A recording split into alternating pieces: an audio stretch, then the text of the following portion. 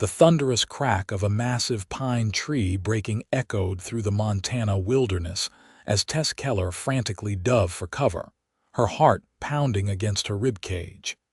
She wasn't fast enough. The ancient tree's thick trunk crashed down, pinning her lower body to the forest floor in an instant. Pain exploded through her legs as her scream pierced the spring air of 1876, startling nearby birds into flight. Nobody would hear her this far from Georgetown. She had wandered too deep into the woods while collecting medicinal herbs. As darkness began to creep across the sky, Tess realized with growing terror that she might die alone in these woods, trapped beneath hundreds of pounds of unyielding pine. Daniel Aldridge pulled his sorrel stallion to a halt, cocking his head to listen. He had been tracking a buck since dawn, but something else had caught his attention, a sound that didn't belong to the forest. Adjusting his worn Stetson, he turned his horse toward what he could have sworn was a human cry. The seasoned cowboy had learned to trust his instincts during his years working cattle across the Montana Territory, and something told him someone was in trouble. Following the direction of the sound, Daniel urged his horse forward, navigating through the dense undergrowth with practiced ease. As the sun dipped lower in the sky, casting long shadows through the pines, he finally caught sight of something unusual, a splash of blue fabric among the browns and greens of the forest floor. "Hello," he called out, dismounting with fluid grace. "Is anyone there?" Tess's throat was raw from hours of shouting. When she heard the deep, masculine voice, she thought she might be hallucinating from the pain and fear. "Here," she managed to croak, her voice barely audible. "Please, I'm trapped." Daniel moved swiftly toward the sound, and what he found made his breath catch. A young woman with honey-brown hair was pinned beneath a massive fallen pine, her face pale with pain and streaked with dirt and tears. Her simple blue dress was torn and soiled, but it was her eyes that struck him wide, hazel, and filled with a mixture of desperation and fading hope. "Don't worry, madam," he said, kneeling beside her and assessing the situation. "I'm going to get you out of there." "Thank you," Tess whispered, relief washing over her as she looked up at her rescuer. His face was weathered by sun and wind, with kind blue eyes that crinkled at the corners. A day's growth of beard shadowed his strong jaw, and his capable hands moved with purposeful efficiency as he examined the tree pinning her down. "My name's Daniel Aldridge," he said, removing his coat and rolling up his shirt sleeves.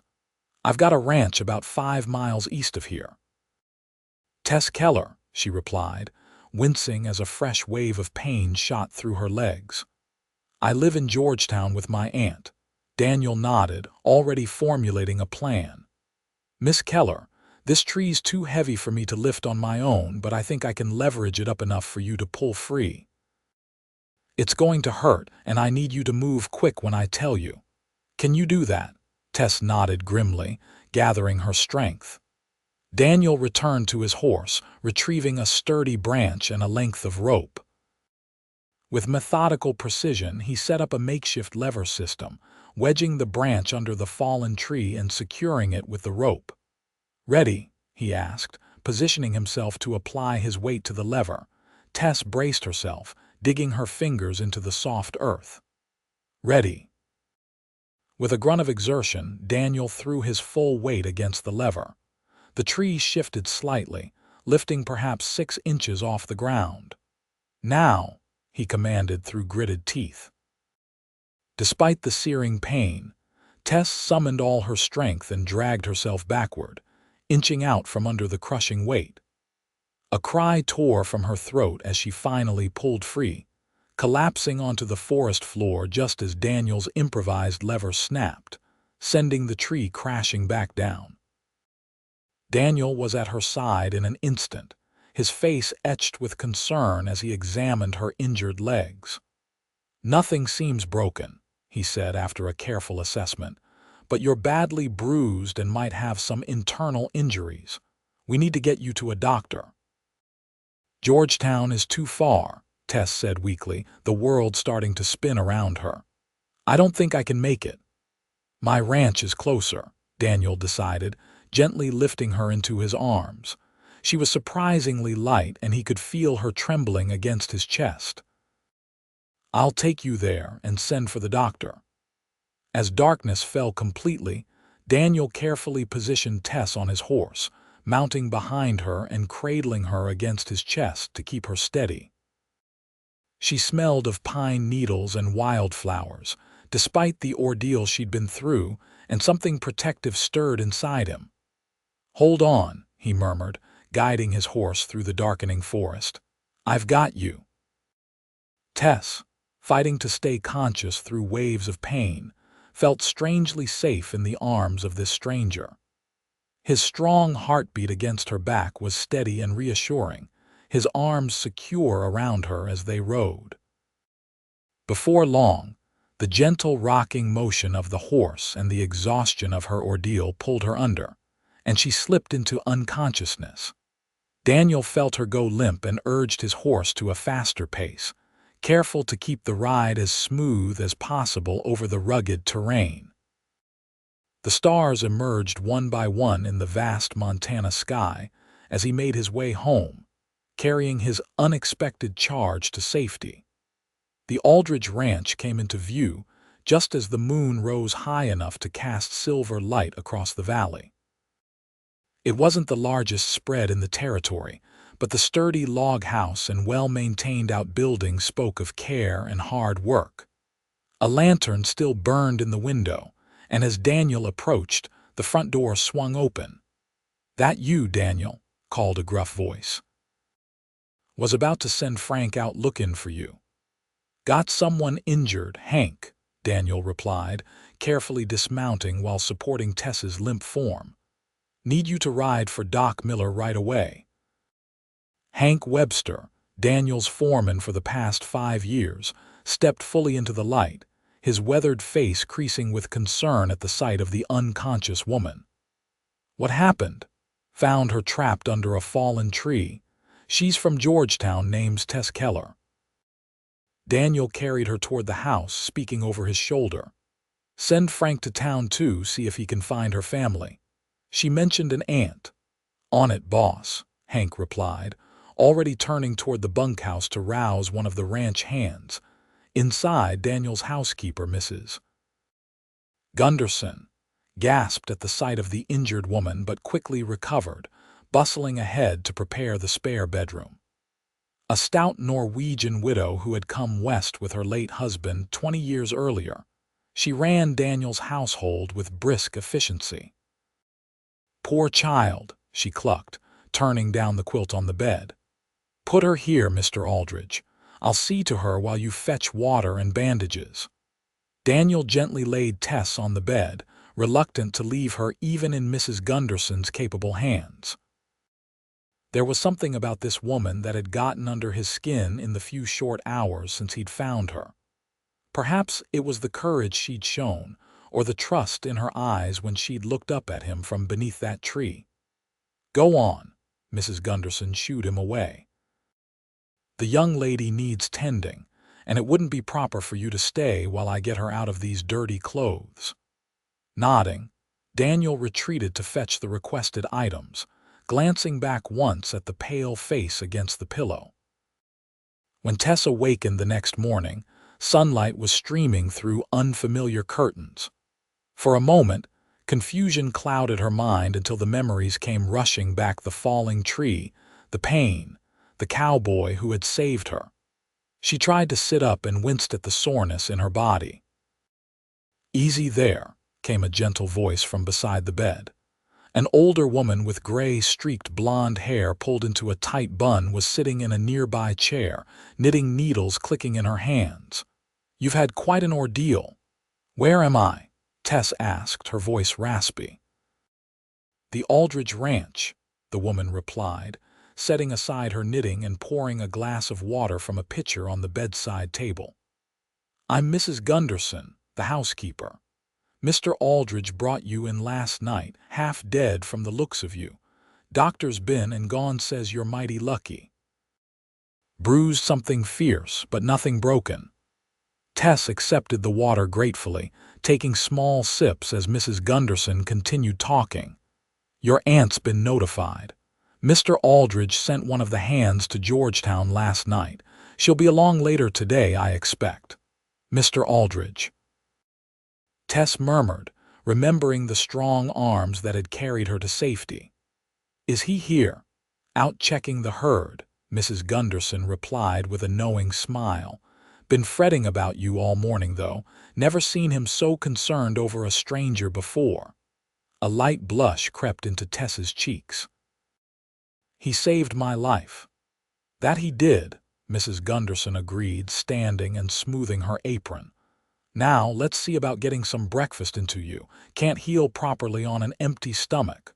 Throughout the morning, Tess drifted in and out of sleep. The doctor had left laudanum for her pain, which made her drowsy but couldn't quite dull the ache in her legs and back. Around midday, she was awake enough to hear the sound of horses approaching the house, followed by voices in the hallway. One of them, deep and resonant, she recognized immediately. There was a soft knock at the door, and Daniel entered, removing his hat as he stepped into the room. The sight of him in the daylight was even more striking than her hazy memories from the night before. Tall and broad-shouldered, with sun-streaked brown hair and those kind blue eyes, he carried himself with the easy confidence of a man accustomed to hard work and responsibility. Miss Keller, he said, a smile warming his features. Good to see you awake. How are you feeling? Better, thanks to you, Tess replied, suddenly conscious of her disheveled appearance. I don't know how to thank you properly for what you did. Daniel shrugged, shifting his weight from one foot to the other. Anyone would have done the same. But it wasn't anyone, Tess said softly. It was you. Their eyes met, and something unspoken passed between them, a connection that neither had anticipated. Daniel cleared his throat and glanced away, breaking the moment. Your aunt should be here by nightfall, he said. One of my men met her on the road from Georgetown. She was already on her way, apparently got worried when you didn't come home yesterday. Tess nodded. Aunt Vera will be frantic. I was only supposed to be gathering herbs for a few hours. Well, you're welcome to stay here as long as needed, Daniel offered. Doc Miller said you shouldn't be moved far for at least a week. Before Tess could respond, Mrs. Gunderson appeared in the doorway. Mr. Aldridge, there's trouble at the north pasture. Hank says it's urgent. Daniel frowned, settling his hat back on his head. Excuse me, Miss Keller. Duty calls. As he strode from the room, Tess couldn't help but watch him go, feeling an unexpected pang of disappointment at his departure. Aunt Vera arrived that evening as promised, a whirlwind of concern and gratitude. A small, energetic woman in her 50s with graying auburn hair, she clasped Daniel's hand in both of hers when they were introduced.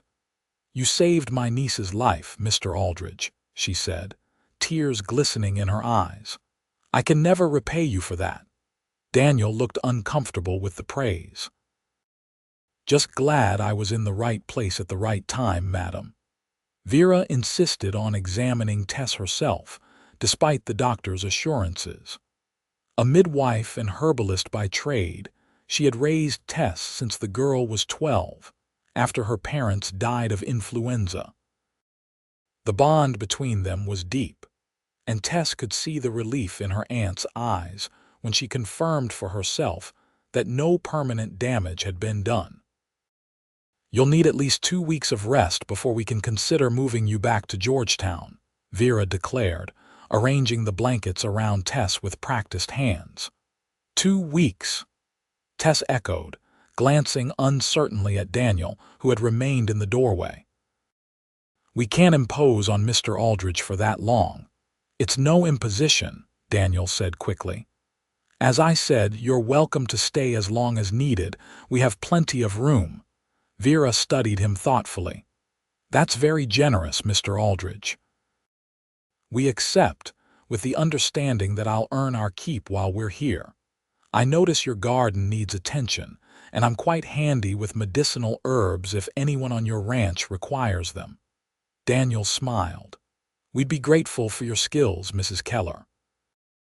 Miss, she corrected with a small smile. Never married, but please call me Vera. The arrangement was settled, and over the next few days Tess began to heal. At first she was confined to bed, but by the fourth day she could sit in a chair by the window, watching the activities of the ranch below. She observed Daniel moving among his men, his natural leadership evident even from a distance. Sometimes he would look up at her window and tip his hat, causing her heart to flutter in a way that had nothing to do with her injuries. By the end of the first week, Tess was able to walk short distances with the aid of a cane that Daniel had carved for her himself, a beautiful piece of polished pine, with her initials discreetly etched near the handle. It was during one of her tentative walks in the garden behind the house that Daniel found her, contemplating a particularly vibrant rosebush. Mrs. Gunderson's pride and joy, he said, coming to stand beside her. Brought the cutting all the way from Norway, or so she claims. Tess smiled. It's beautiful. Your whole ranch is beautiful, Mr. Aldridge. Daniel, please, he said. After all we've been through, formalities seem unnecessary. Daniel, she repeated, liking the way his name felt on her tongue. Then you must call me Tess. He nodded, and they stood in companionable silence for a moment, watching as the breeze stirred the roses. Daniel seemed to be gathering his thoughts, and when he finally spoke, his voice was hesitant. I was wondering if you might feel up to a short ride tomorrow, he said. Nothing strenuous. I've got a gentle mare who could carry you. There's a spot not far from here I thought you might enjoy seeing. Tess's heart leapt at the invitation. She had been feeling increasingly restless as her strength returned, eager to explore beyond the confines of the house and garden. I'd like that very much, she replied. Daniel's smile was warm. Good.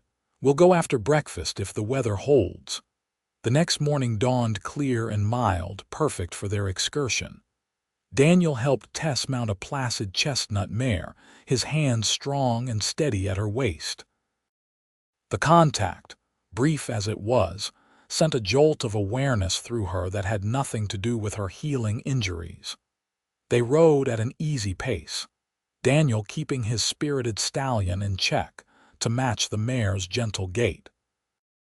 He led her through meadows carpeted with wildflowers, pointing out landmarks and sharing stories of his 10 years on the ranch.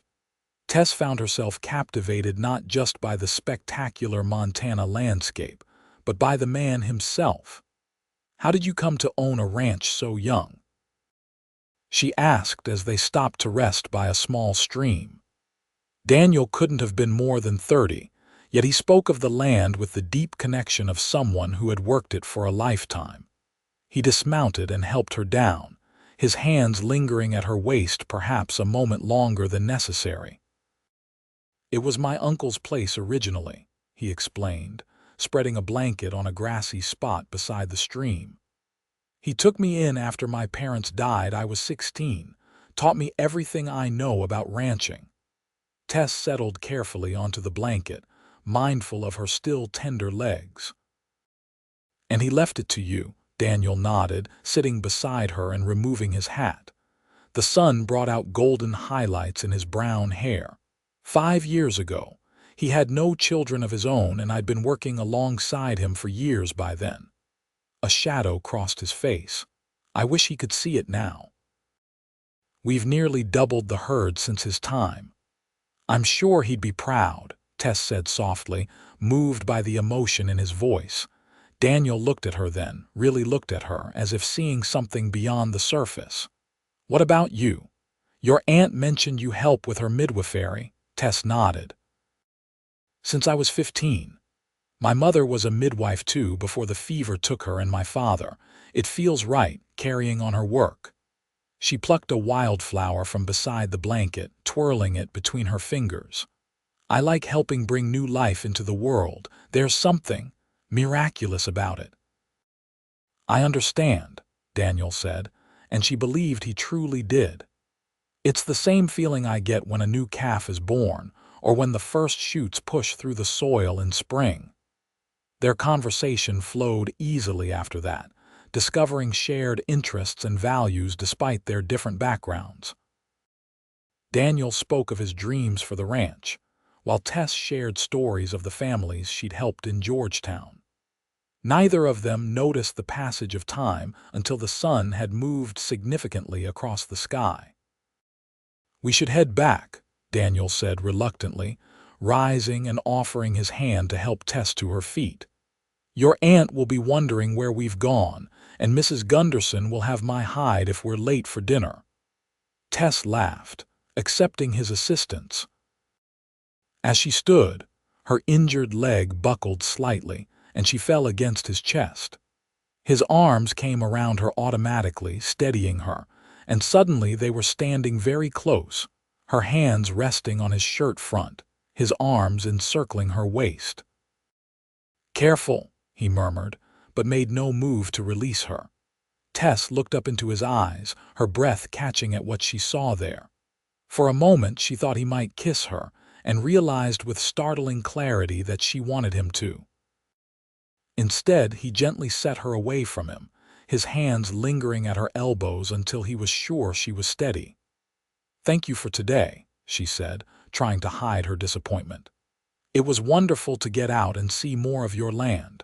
Daniel nodded, already turning to gather the blanket. "We should do it again before you leave." The ride back to the ranch was quieter, both lost in their own thoughts. As they approached the house, Tess noticed unusual activity. Several horses she didn't recognize were tied at the hitching post, and there seemed to be a commotion near the barn. "Something's wrong," Daniel said, his posture immediately alert. He urged his horse forward, calling back to her, "Stay close." As they drew nearer, Tess could make out Hank and several of the ranch hands confronting a group of rough-looking men. Vera was there too, standing on the porch with Mrs. Gunderson, both women looking worried. "What's going on here?" Daniel demanded as they reached the yard, dismounting in one fluid motion and moving to help Tess down. Aldridge, one of the strangers, greeted him with a nod that held no friendliness. "Been waiting on you. We got business to discuss."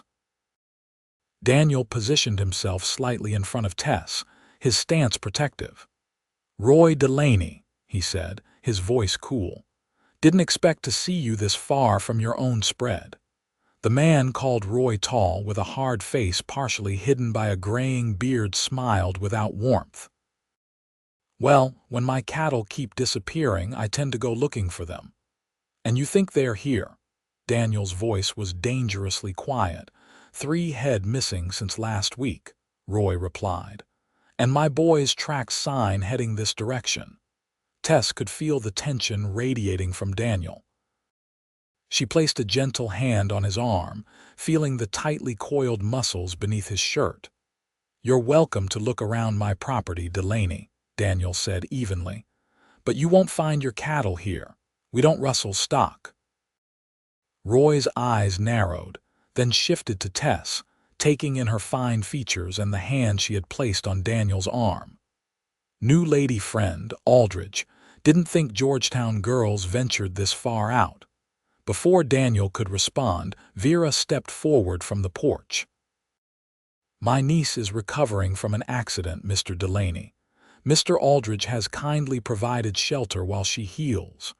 Roy studied Vera, then looked back at Tess with a calculating expression that made her skin crawl. "Accident, huh? Well, ain't that convenient?" "That's enough, Delaney," Daniel said, his voice hard. "Search the place if you want, then get off my land." For a tense moment it seemed Roy might refuse. Then he nodded to his men. "Look around, boys. Check the north pasture especially." As the men dispersed, Daniel turned to Tess. "Go inside with your aunt," he said quietly. "I'll handle this." Tess wanted to protest but recognized the wisdom in his words. With Vera's help, she made her way to the porch, looking back once to see Daniel and Roy facing off in the yard, neither man willing to back down. Inside the house, Tess sank into a chair near the window, watching anxiously as Daniel followed Roy and his men at a distance, clearly unwilling to let them wander his property unsupervised. "Who is that man?" she asked Mrs. Gunderson, who was peering out another window with a sour expression. "Roy Delaney," the housekeeper replied, her Norwegian accent more pronounced in her agitation. "Owns the Big D ranch to the south. Been trying to push Mr. Aldridge out since he inherited this place. Claims water rights, boundary disputes, missing cattle, anything to cause trouble." "But why?" Tess pressed. "There seems to be plenty of land for everyone." Mrs. Gunderson snorted. "Greed, plain and simple. The Aldridge water is some of the best in the county and our grazing land is prime. Delaney wants it all and he's not above using underhanded means to get it." Vera, who had been unusually quiet, joined them at the window. "There's more to it than that," she said softly. "Bad blood between the families going back years. Daniel's uncle refused to sell to Delaney's father during a drought 20 years ago when many smaller ranchers were being forced out. The Delaneys have never forgotten." Tess looked at her aunt in surprise. "How do you know all this?" "Georgetown is small and people talk," Vera replied with a slight smile. "Particularly to a midwife who has delivered half the babies in the county. I've known about the Aldridge-Delaney feud for years." Outside, the search party was regrouping in the yard. Daniel stood with his foreman, both men tense as Roy Delaney approached them. Though the window was closed, Tess could tell from their postures that the conversation was not going well. "I don't like this," Mrs. Gunderson muttered. "Mr. Aldridge should have more men here. Most of the hands are out with the herd today." As if her words had summoned trouble, Roy suddenly lunged forward, grabbing Daniel by the shirt front. Daniel shoved him away, and within seconds, the yard erupted into chaos as Delaney's men and the few Aldridge Ranch hands present squared off. "Oh no," Tess gasped, rising from her chair despite the pain in her legs. She had to do something, though she wasn't sure what. Vera caught her arm. "Tess, no. You're still healing." But Tess couldn't just stand by. With determination, she pushed past her aunt and Mrs. Gunderson, grabbing her cane and making her way to the front door as quickly as her injured body would allow. By the time she reached the porch, the situation had escalated. Daniel and Roy were circling each other like wolves, while around them, men grappled and threw punches. Hank was holding his own against two of Delaney's men, but the odds were clearly against the Aldridge side. "Stop this!" Tess called out, her voice lost in the commotion. Gripping her cane tightly, she descended the porch steps, intent on somehow ending the brawl before someone was seriously hurt. She was halfway across the yard when Roy landed a solid punch to Daniel's jaw, sending him staggering backward. As Daniel regained his balance and prepared to retaliate, Tess stepped between them, her back to Daniel, facing Roy with all the courage she could muster. "Enough," she demanded, her voice cutting through the chaos. "Is this how men settle differences in Montana territory? Like schoolboys in a dusty yard?" Her unexpected appearance had the desired effect. The fighting around them slowed, then stopped as all eyes turned to the slight young woman standing defiantly in the middle of the fray, leaning on her cane but somehow radiating authority. "Miss, this ain't your concern," Roy said, though he had lowered his fists. "It became my concern when you accused my host of theft without proof," Tess replied steadily. "Did you find any stolen cattle on this property, Mr. Delaney?" Roy shifted uncomfortably. "No, but then you have no reason to remain here, causing trouble," Tess interrupted. Mr. Aldridge has been nothing but honorable in all his dealings with me and my aunt. I find it hard to believe he would stoop to rustling cattle from a neighbor." She felt Daniel's presence behind her, a solid warmth at her back. His hand came to rest lightly on her shoulder, neither pulling her away nor moving her aside, but accepting her intervention.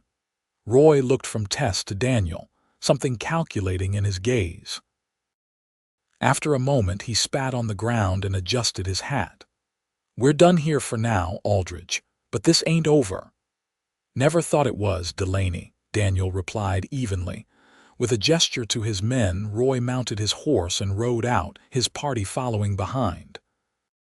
Only when they had disappeared down the long drive did Tess allow herself to sag slightly, the adrenaline that had carried her through the confrontation beginning to ebb.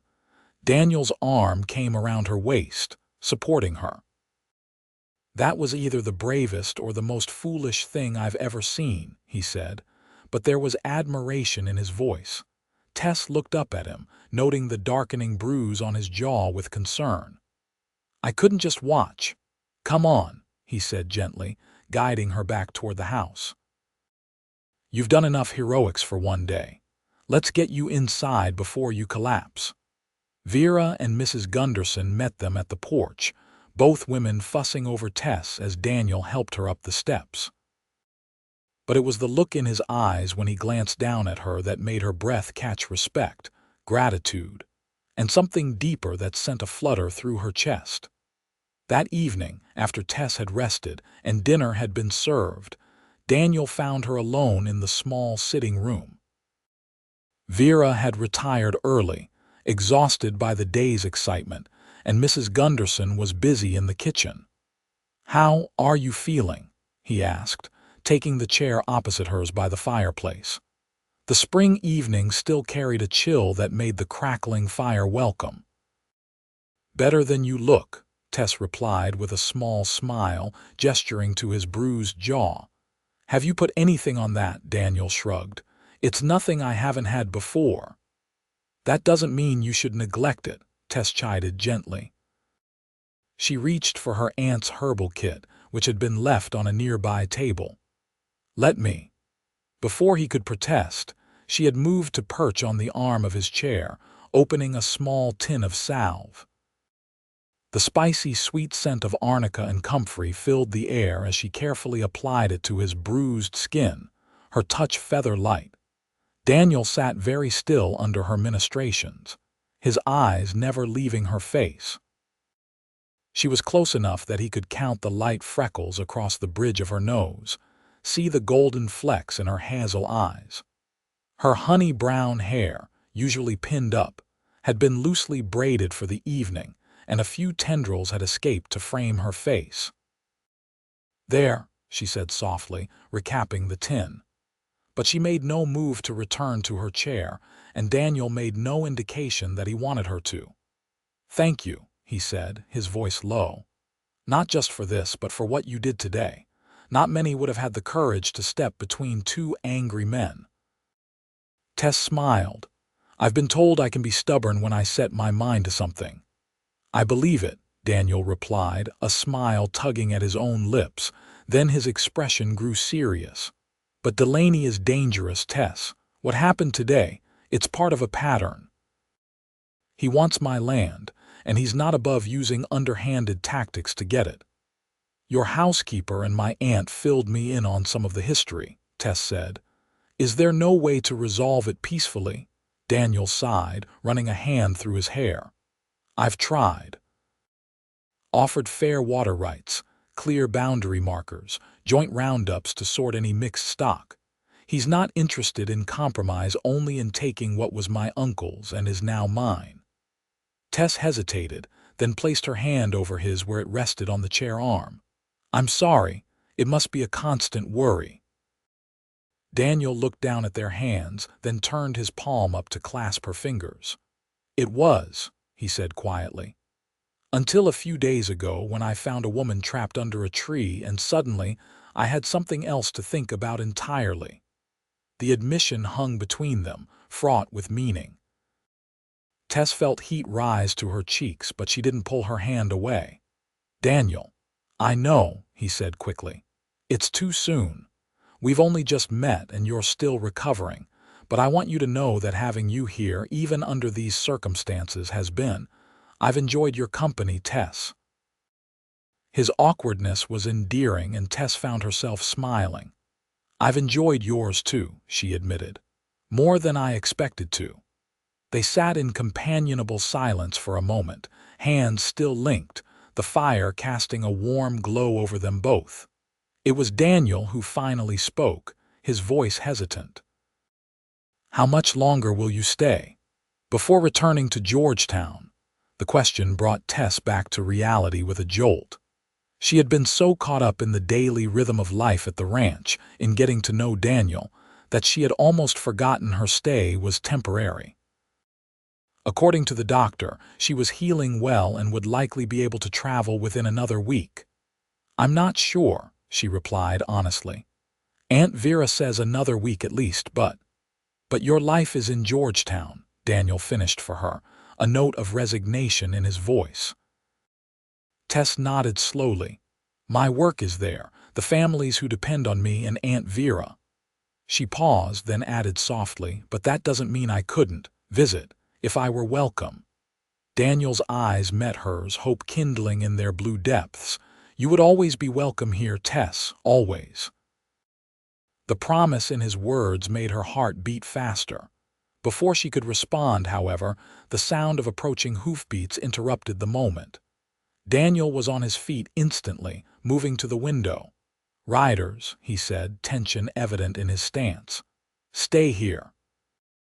But Tess was already rising, reaching for her cane. "Is it Delaney again?" Daniel shook his head, peering into the darkness. "Can't tell yet, but I'm not taking chances after today." He strode from the room, calling for Hank. Tess followed as quickly as she could, ignoring the twinge in her healing legs. By the time she reached the front door, Daniel was already on the porch, rifle in hand, with Hank and two other ranch hands similarly armed beside him. The riders, three of them, slowed as they approached the house, clearly noting the armed reception. One called out, "Daniel Aldridge, we're looking for Daniel Aldridge."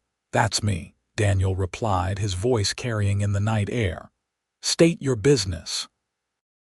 The lead rider came closer, his hands visible to show he meant no harm. "Name's Marshal James Cooper, Territorial Law. These are my deputies. We need to talk to you about Roy Delaney." Daniel lowered his rifle slightly but remained cautious. "What about him?" "He's dead," the marshal replied bluntly. "Shot in the back about 2 miles from here not more than 3 hours ago, and word is you two had quite the confrontation this afternoon." Tess gasped, and Daniel's head whipped around at the sound. When he saw her standing in the doorway, he frowned but turned back to the marshal. "We had a disagreement, yes. He accused me of rustling his cattle, but he rode out alive with all his men." Marshal Cooper dismounted, handing his reins to one of his deputies. "Mind if we come inside to discuss this further? It's a cold night for porch talk." Daniel hesitated, then nodded. "Hank, take the deputies to the bunkhouse, see they get coffee and food. Marshal, you can come in." As the group dispersed, Daniel moved back to Tess, concern etched on his face. "You should be resting," he said quietly. "I want to hear this," she replied, equally soft but determined. "I was there this afternoon. I saw what happened." Daniel looked like he wanted to argue but simply nodded, offering his arm to support her as they returned to the sitting room. Vera, awakened by the commotion, joined them, her face pale with concern. Marshal Cooper declined the offered chair, instead standing with his back to the fire, studying Daniel with sharp eyes. He was a weathered man of about 50, with a no-nonsense demeanor that suggested he'd seen his share of frontier justice. "So," he began without preamble, "tell me about this afternoon." Daniel recounted the events truthfully, from Delaney's arrival and accusations to the fight and Tess's intervention. Tess added her perspective when asked, describing how Roy had eventually left, angry but very much alive. "And you haven't left the ranch since?" the marshal asked Daniel. "No. After they rode out, I stayed here, helped get things back in order. Had dinner with Miss Keller and her aunt, and we were sitting right here when you arrived." Cooper nodded, his expression giving nothing away. "His men are saying you followed them, ambushed Delaney after they split up to check different parts of his property." "That's ridiculous," Tess interjected. "Daniel has been here the entire time. Mrs. Gunderson, Aunt Vera, and I can all vouch for that. And why would he shoot someone in the back?" "That's not the act of a man like Daniel." The marshal's eyes shifted to her, assessing. "You seem mighty certain about a man you've known for what, a week?" 10 days, Tess corrected, her chin lifting slightly. "And yes, I am certain.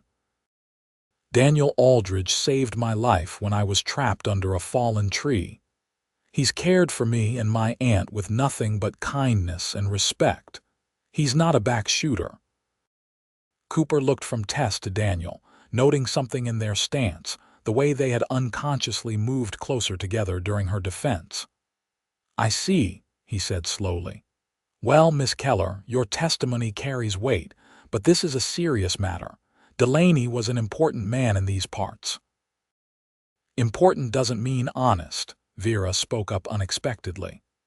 "I've lived in Georgetown for 15 years, Marshal. Roy Delaney's reputation is well known." "Be that as it may," Cooper replied, "I need to investigate this fully. Mr. Aldridge, I'm not arresting you at this time, but I'd appreciate it if you didn't leave the area until this matter is resolved." Daniel nodded. "I have no reason to run, Marshal. I didn't kill Delaney." After the marshal had departed, promising to return the next day, a heavy silence fell over the sitting room. Vera, sensing the tension, excused herself to make tea, leaving Daniel and Tess alone. "You didn't have to defend me like that," Daniel said quietly, staring into the fire. Tess moved to stand beside him. "Of course I did, it's the truth." He turned to her, his expression troubled. "You barely know me, Tess. 10 days, like the marshal said. How can you be so sure?" "Because I've seen your character," she replied without hesitation. "In how you care for your ranch, your people. In how you risked yourself to save a stranger trapped in the woods. In 1,000 small ways since then." She reached for his hand. "I know you, Daniel Aldridge. Perhaps not your entire history, but I know your heart." Daniel's fingers tightened around hers, and for a moment he seemed at a loss for words. Then, with a gentleness that belied his strength, he raised her hand to his lips, pressing a kiss to her knuckles. "Thank you," he said simply. The next week passed in a haze of tension and uncertainty. Marshal Cooper and his deputies were a constant presence in the area, questioning everyone who might have information about Delaney's death. Daniel cooperated fully, but the suspicion hanging over him cast a shadow over the ranch. Despite the circumstances, or perhaps because of them, Tess found herself drawing closer to Daniel. Their evening conversations by the fire became a cherished routine, a pocket of peace in the midst of the turmoil. They spoke of their pasts, their dreams, their beliefs, discovering with each conversation how well matched they were despite their different backgrounds. Tess's injuries continued to heal, and by the end of the second week at the ranch, she was moving with only a slight limp and occasional use of the cane Daniel had made for her. The doctor, visiting for a final check, pronounced her fit to travel whenever she wished. "So you'll be leaving soon," Daniel said that evening as they walked slowly around the garden, the setting sun painting the sky in brilliant oranges and pinks. Tess stopped beside the Norwegian rose bush, which had begun to bloom in earnest. "Aunt Vera is eager to return to her patients," she admitted, "and I have responsibilities too." Daniel nodded, his expression carefully neutral, though she could sense the tension in him. Of course, I understand. Tess reached up to touch his cheek, turning his face toward her. But I meant what I said before, about visiting. Hope flickered in his eyes, but he remained cautious. With this cloud of suspicion hanging over me, I wouldn't blame you for wanting to keep your distance, Tess. Your reputation, my reputation, is my own concern, she interrupted firmly. And I don't believe for one moment that you had anything to do with Delaney's death. The marshal will find the real killer. Daniel covered her hand with his own where it still rested against his cheek. Your faith in me, it means more than I can say. The tenderness in his voice made her heart flutter. She was about to respond when Hank appeared around the corner of the house, his expression urgent. Boss, he called, Ryder's coming. Looks like the marshal, and he's got company. Daniel's jaw tensed, but he nodded. I'll be right there. Turning back to Tess, he squeezed her hand once before releasing it. Whatever happens, know that these days with you have been the brightest of my life. The finality in his tone alarmed her. Daniel, what do you think is happening? I think the marshal's coming to arrest me, he said grimly. Stay here, please. I don't want you involved any more than you already are. But Tess had no intention of staying behind. As Daniel strode toward the front of the house, she followed, ignoring the ache in her legs.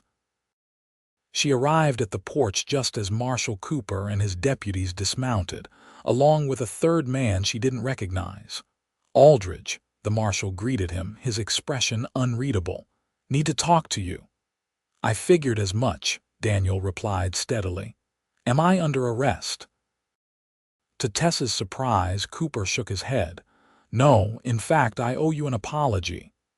He gestured to the unknown man who stepped forward nervously. This here is Timothy Blake. He has something to tell you. Blake, a thin man with darting eyes and the rough hands of a ranch worker, removed his hat and twisted it anxiously. Mr. Aldridge, sir, I worked for Mr. Delaney. I'm the one who shot him.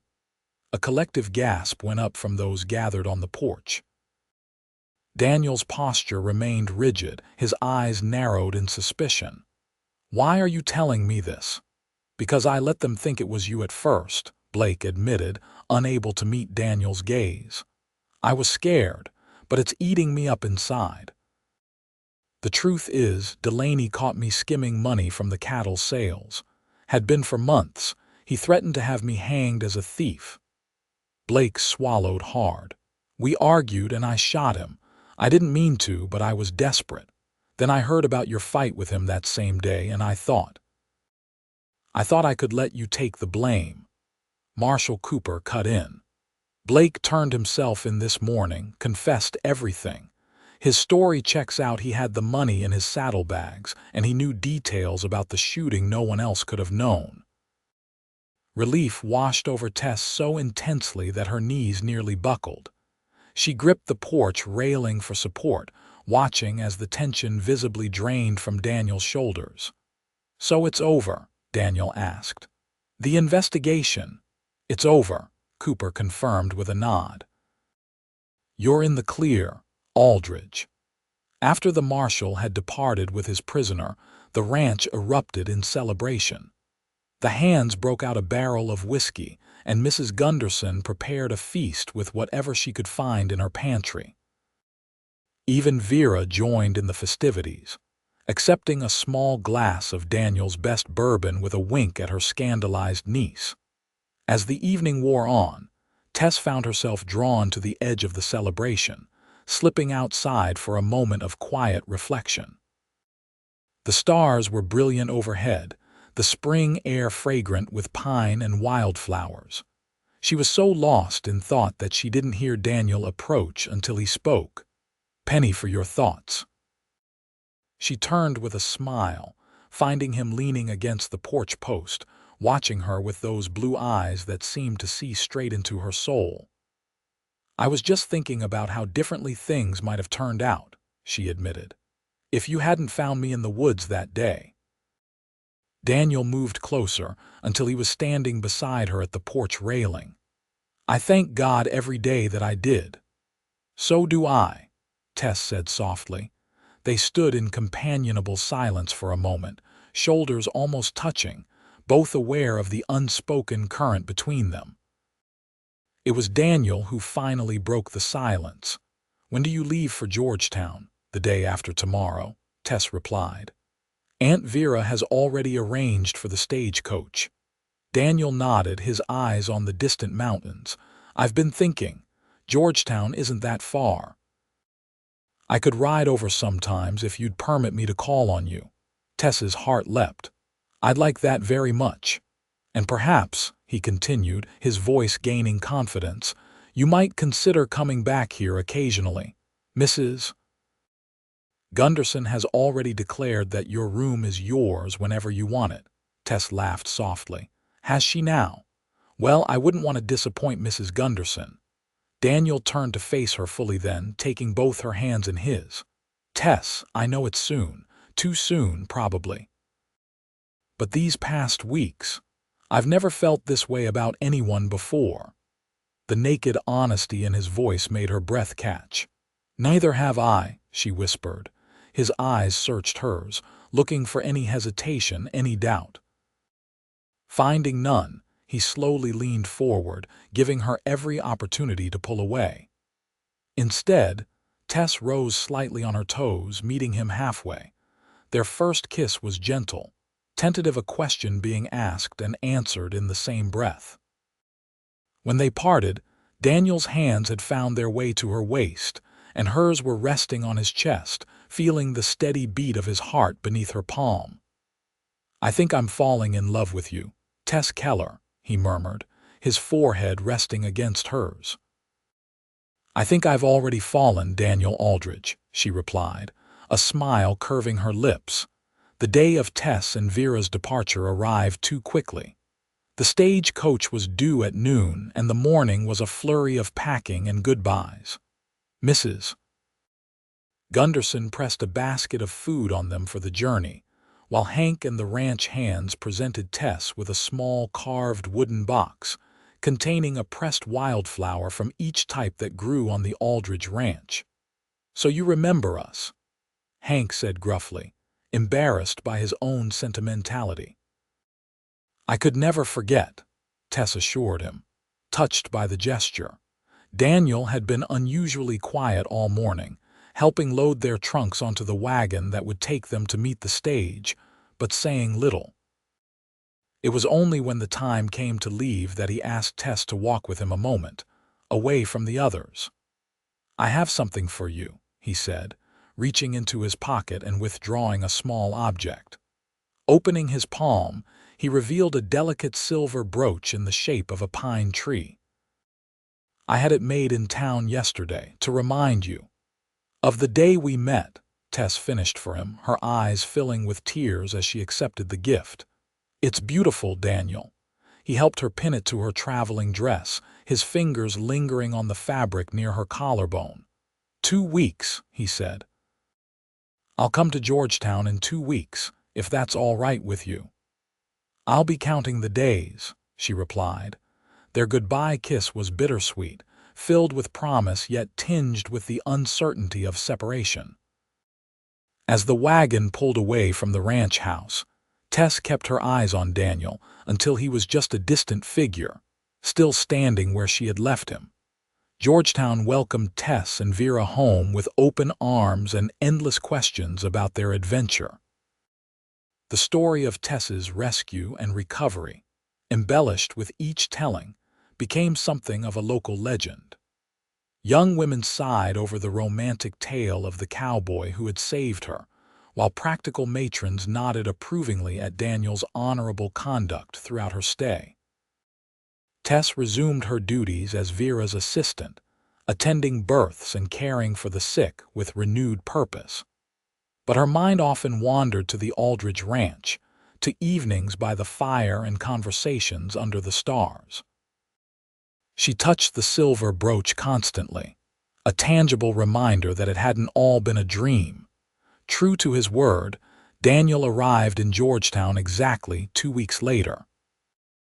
Tess's heart nearly burst with joy at the sight of him riding down the main street, looking somewhat out of place among the town folk in his ranching clothes, but impossibly handsome to her eyes. His visit lasted 3 days, during which he charmed Vera further, met most of the town, and spent every possible moment with Tess. They walked along the creek that ran behind Vera's small house, picnicked in the meadow beyond the church, and attended a town dance where Daniel proved surprisingly graceful for a cowboy. "Will you come back to the ranch next month?" he asked on their last evening together as they sat on Vera's front porch swing. "There's going to be a social for all the local ranchers. I'd like to introduce you properly." "As what?" Tess teased lightly. Daniel's expression grew serious. "As the woman I'm courting." "If that's what you want, Tess." Her answer was a kiss that left no doubt about her feelings. The pattern was established: Daniel riding to Georgetown every few weeks, Tess occasionally traveling to the ranch for special occasions. Their courtship progressed steadily through the summer and into autumn, each visit deepening their connection and certainty about their future together. It was during the Harvest Festival in Georgetown that Daniel finally proposed, getting down on one knee in the middle of the town square, heedless of the onlookers. Tess accepted through happy tears, and the town erupted in cheers and congratulations. They were married on a crisp November day, with the mountains already dusted with early snow. The ceremony took place in Georgetown's small church, followed by a reception at Vera's house that spilled into the street as townsfolk and ranch hands alike came to celebrate. "Mrs. Aldridge," Daniel murmured as they shared their first dance as husband and wife. "I've been waiting months to call you that." "It sounds perfect," Tess replied, her heart full to bursting. "Almost as perfect as the day you found me in those woods." "The luckiest day of my life," he agreed, pulling her closer. Their wedding night was spent in Georgetown's small hotel, in a room decorated with wildflowers by the romantic proprietress. Daniel's hands trembled slightly as he helped Tess remove the pins from her hair, watching in wonder as the honey-brown waves tumbled over her shoulders. "You are so beautiful," he whispered, running his fingers through the silken strands. "Sometimes I still can't believe you're mine." Tess turned in his arms, reaching up to trace the line of his jaw. "I've been yours since the moment you lifted that tree off me," she said softly. "You freed my body, then captured my heart, completely." Their coming together was tender and passionate, a culmination of months of longing and the beginning of a lifetime of love. As they lay entwined afterward, Daniel's heart beat steady beneath her cheek. Tess knew with absolute certainty that she was exactly where she was meant to be. The next morning, they departed for the Aldridge ranch, now their ranch, to begin their life together. Vera waved them off with suspiciously bright eyes, having already arranged to visit regularly and continue practicing her midwifery skills in the outlying areas near the ranch. "Happy, Mrs. Aldridge?" Daniel asked as Georgetown disappeared behind them. Tess, nestled against his side on the wagon seat, smiled up at her husband. "Completely, Mr. Aldridge. This is just the beginning." And it was. Over the years that followed, the Aldridge ranch flourished under their joint care. Daniel's cattle operation expanded, while Tess established a garden of medicinal herbs that drew people from miles around seeking her remedies and midwifery skills. Their family grew too. 14 months after their wedding, Tess gave birth to a son they named William, after Daniel's uncle. 2 years later came twins, a boy and a girl, Michael and Sarah, who kept the entire household on their toes with their mischievous antics. And when Tess was 30, a final surprise arrived in the form of little Elizabeth, who had her mother's honey-brown hair and her father's striking blue eyes. Through it all, the joys and sorrows, the droughts and abundant harvests, the ordinary days and special occasions, their love remained constant, a beacon guiding them through life's unpredictable journey. On the 20th anniversary of the day Daniel had found Tess trapped beneath the fallen tree, they rode out together to the spot where they had first met. The forest had changed over the years, but Daniel had marked the location well in his memory. "It was right about here," he said, dismounting and helping Tess down from her horse. At 50, he was still strong and vital, though silver had begun to thread through his brown hair. "You were lying just there, looking up at me with those incredible eyes, determined not to show how frightened you were." Tess laughed, slipping her arm through his as they stood on the spot that had changed their lives.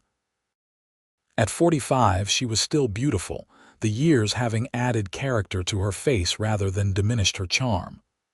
"I was terrified," she admitted, "until I saw you and somehow knew everything would be all right." Daniel pulled her close, pressing a kiss to her temple. "Best day of my life, finding you here."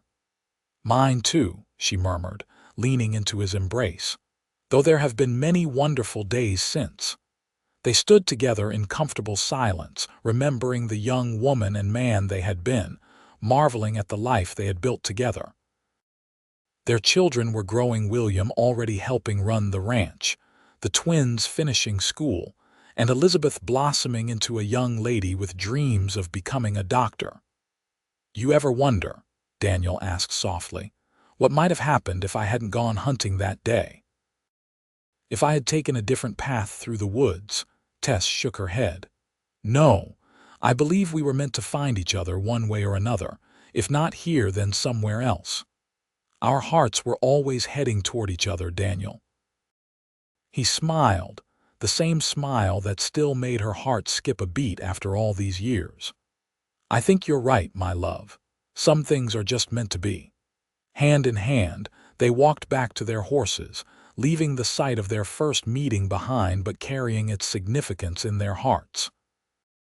As they rode side by side toward home, toward the ranch house filled with love and laughter, toward the life they had built together, Tess reflected that some falls were actually the beginning of flight.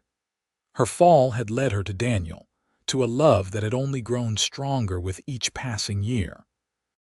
The fallen tree that had trapped her body had ultimately led her to the man who had captured her heart, and she wouldn't have had it any other way.